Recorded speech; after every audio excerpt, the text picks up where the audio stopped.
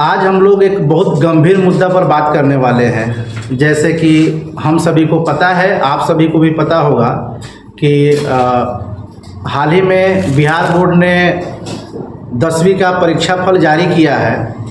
उसके बाद बच्चों में बड़ा ही असमंजस की स्थिति होती है कि वे कौन से विषय को आगे लेकर पढ़े, यानी कि 12th की पढ़ाई वे कौन से सब्जेक्ट में करें। ठीक, उसी पर थोड़ा सा आज हम लोग जो है डिस्कस करेंगे कि क्या होना चाहिए। ये मेरा ओपिनियन है, आप अपने से जो करने का मन होगा करिएगा वही, पर मैं जो मुझे अनुभव है उस आधार पर थोड़ा सा डिस्कशन कर लेता हूँ। लेना है तो आप, पढ़ना तो आप ही को है, लीजिएगा आप ही, पढ़िएगा आप भी।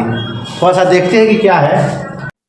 तो 12th में अक्सर बच्चा इसमें कन्फ्यूजन में रहता है कि वो आर्ट्स ले या साइंस ले या कॉमर्स ले। इसके अलावा भी कुछ कोर्सेज होते हैं जो बच्चे करते हैं, जैसे कि डिप्लोमा, पॉलिटेक्निक, ITI वगैरह होता है। तो बच्चा को किस फील्ड में कैरियर बनाना है उस हिसाब से अपना जो है विषय का चुनाव करिए ना। ऐसे ही किसी के कहे में या कोई दोस्त आपका ले रहा है ये विषय तो आप देखकर वो विषय ले लिए, ऐसा नहीं। आपको किस फील्ड में कैरियर बनाना है वही विषय आप ज़्यादातर जो है ध्यान देकर लीजिए, क्योंकि आपको कैरियर जिसमें बनाना है वो विषय भी आपको पता होगा, वो चीज़ लीजिए, सीधा सा बात है। ठीक, क्योंकि आप पढ़ रहे हैं कुछ करने के लिए, अगर पढ़कर कुछ करिएगा ही नहीं तो फिर विषय लेने का कोई फायदा नहीं है। तो हम इनमें से जो है, इनमें से ज़्यादातर हम इस विषय पर बात करने वाले हैं कि इसके विषय में हम क्या कहेंगे। अगर 12th में आप आर्ट्स ले रहे हैं, मतलब इंटरमीडिएट का पढ़ाई अब आर्ट्स लेकर करना चाह रहे हैं, तो उनमें बहुत सारे जो उसमें विषय हैं, उसमें कौन कौन सा विषय आपके लिए ज़्यादा लाभदायक हो सकता है आगे के फ्यूचर के लिए, आगे के कॉम्पिटिटिव एग्जाम के लिए। तो आइए उस पर जो है थोड़ा सा हम लोग जो है, जैसे कि यहाँ पे थोड़ा सा ये टाइपिंग एरर है, यहाँ पे समझ लीजिए कि इंटर में आप जो है कौन सा विषय लीजिएगा।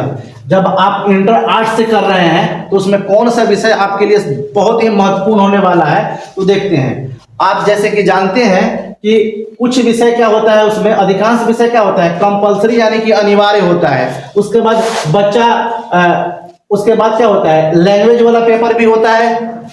आप क्या होगा, जैसे कि 10th में जैसे कि आपका टोटल एग्जाम जो है 500 नंबर का हुआ था, वैसे भी यहाँ भी रिजल्ट जो बनेगा आपका 500 नंबर का बनेगा। 500 नंबर यानी कि जो है इसमें 5 सब्जेक्ट हो जाएंगे। वो 5 सब्जेक्ट कैसे हो जाएंगे, पहले लैंग्वेज वाला समझ लेते हैं। आपको जो है इस 5 में से 2 लैंग्वेज लेना पड़ेगा। 2 लैंग्वेज कौन कौन, एक तो जो है सबको इंग्लिश कंपलसरी है, इंग्लिश तो लेना ही पड़ेगा एक पेपर इंग्लिश। उसके बाद कोई बच्चा जो है हिंदी ले लेता है या उर्दू ले लेता है। इंग्लिश लेकर आप उर्दू भी ले सकते हैं, इंग्लिश और हिंदी भी ले सकते हैं। ठीक, ऐसे चुनाव होता है, यानी कि इसमें से 2 को आपको लेना ही होगा। उसके बाद क्या हो जाता है कि 2 सब्जेक्ट यानी कि 200 नंबर का पूरा 200 नंबर का जो एग्जाम आपका यहाँ हो जाएगा। अब बचा 300 नंबर का, यानी कि 3 सब्जेक्ट। तो 3 सब्जेक्ट में आपके पास ये सारा का सारा विकल्प दिया हुआ है। इस सभी विकल्प में से आप किसी 3 का चुनाव कर सकते हैं। अब यहाँ पे क्या चुनाव होना चाहिए जो फ्यूचर के लिए बहुत ही महत्वपूर्ण हो जाए, कॉम्पिटिटिव एग्जाम के लिए आपके लिए आसान हो जाए आगे का जो है पूरा का पूरा तैयारी। तो इसमें हम हमेशा बच्चों को क्या कहते हैं कि अगर पढ़कर, आर्ट्स पढ़कर अगर कंपटीशन के फील्ड में आपको जाना है तो कौन सा विषय लीजिए। तो हम इसमें हमेशा इस सभी में से 4 विषय को चुनते हैं। आप कहिएगा सर 3 विषय चुनना है, 4 कैसे, तो आगे वाले स्लाइड में हम लोग देखेंगे कि एक विषय अतिरिक्त में भी आप रख सकते हैं। वो आपके ऊपर इच्छा करता है कि आप रखेंगे या नहीं रखेंगे। ठीक, तो हम सबसे पहले जो प्राथमिकता देखते हैं 1 नंबर पर, पहला विषय को देते हैं इतिहास, हिस्ट्री। दूसरा पर जो है देते हैं भूगोल, और तीसरा पर क्या देते हैं, राजनीतिक शास्त्र, यानी कि आप कह सकते हैं इसको पॉलिटिकल साइंस, राजनीतिक विज्ञान भी कहता है लोग इसी को। तो ये 3 विषय आप मेन में ले लीजिए। तो 200 इधर और 300, ये पूरा दोनों जो हो जाएगा कितना का, 300 नंबर का। तो 300 नंबर और 200 नंबर 500 नंबर, उसी में आपका जो है रिजल्ट बनना है कि क्या डिवीजन आ रहा है, आपका कितना मार्क्स लेकर आ रहे हैं। तो हम हमेशा अपने बच्चों को ये 3 विषय कहते हैं।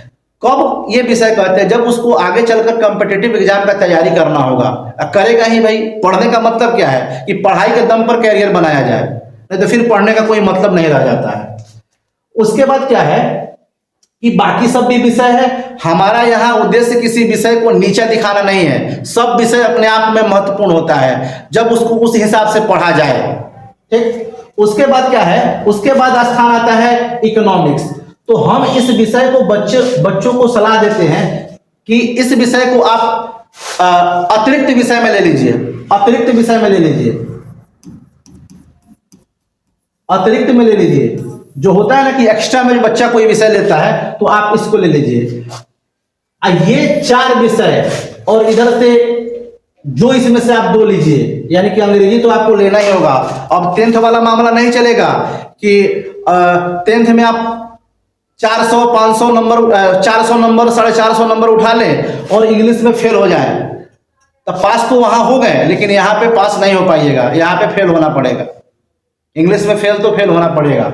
ठीक, तो वहम जो है, वहम आपके दिमाग में जो चल रहा है कि 10th पास कर लिए तो यहाँ पे बहुत बच्चे जो है बिहार बोर्ड के इंग्लिश में फेल हो जाते हैं, तो ध्यान रखिएगा इस बात को। ठीक, तो 2 विषय इधर और 3 विषय मेन में इसको रख लीजिए, इतिहास, भूगोल और नागरिक, और चौथा एक्स्ट्रा में लिख लीजिए अर्थशास्त्र यानी कि इकोनॉमिक्स। ठीक, तो और ये चारों विषय को 2 साल में इतना जम के तैयारी करिए ना, इतना जमकर तैयारी करिए कि आप इसी में 12th लेवल से यानी कि क्लास 6 से लेकर 12th तक का जो है पूरा का पूरा एनसीईआरटी, ये तीनों विषय का चारों विषय का मुख्य रूप से ज्यादा ध्यान आप इस पर दीजिएगा क्योंकि मेन में है। इतना गहराई से, इतना अच्छा से पढ़ लीजिए, सब्जेक्टिव हो या ऑब्जेक्टिव हो, कि आगे इसके बाद जब आपको जो है कोई नौकरी का तैयारी करना पड़े, जैसे कि बिहार पुलिस, दरोगा, रेलवे में जाना हो, एसएससी जीडी में जाना हो या किसी भी एग्जाम में जाना हो, तो फिर दोबारा इस विषय को आपको पढ़ना नहीं पड़े। बस इसके अलावा जैसे 12th पास करिए तो थोड़ा सा मैथ और रीजनिंग को पढ़ लीजिए, जीके जीएस आपको दोबारा ना पढ़ना पड़े। करंट पढ़ेंगे, हाँ, और इसके बाद एक जो है जनरल साइंस पढ़ लीजिएगा, आपका पूरा का पूरा सिलेबस जो है इंटर और कंपटीशन सब एक साथ हो जाएगा। हाँ, बशर्ते उस तरीका से इसको पढ़ना पड़ेगा। आप इसको केवल इंटर के हिसाब से पढ़िएगा, पास होने के हिसाब से पढ़िएगा तो काम नहीं बनना है, तब तो केवल पास तो कर जाइएगा। हम तो कहते हैं कि बिहार बोर्ड का ऐसा सिलेबस है कि कोई बच्चा नहीं भी पढ़ेगा तब भी वो पास कर जाएगा। फिर पास होने से क्या, इतना संख्या में बच्चा पास हो रहे हैं लेकिन जॉब कितना का लग रहा है आप देख पा रहे होंगे। क्वालिटी होगा तो आप में आपका लगेगा ही लगेगा। इसीलिए इस पूरे 2 साल में इतना अच्छा से इसका तैयारी करिए कि आगे इस पर जो है देखना ना पड़े। ठीक, तो अगले स्लाइड में देखिएगा। हाँ, एक और मामला हो जाता है कि कुछ विषय में प्रैक्टिकल होता है, कुछ में नहीं होता है। हमने जो ऊपर में बताया है तो वो 3 कॉम्बिनेशन, हिस्ट्री, पॉलिटी और ज्योग्राफी, पॉलिटिकल साइंस। तो यहाँ पे क्या है कि आपको ज्योग्राफी में 30 नंबर का आपको प्रैक्टिकल देखने को मिलेगा, बाकी दोनों विषय में ना पॉलिटिकल साइंस में मिलेगा और ना ही हिस्ट्री में मिलेगा।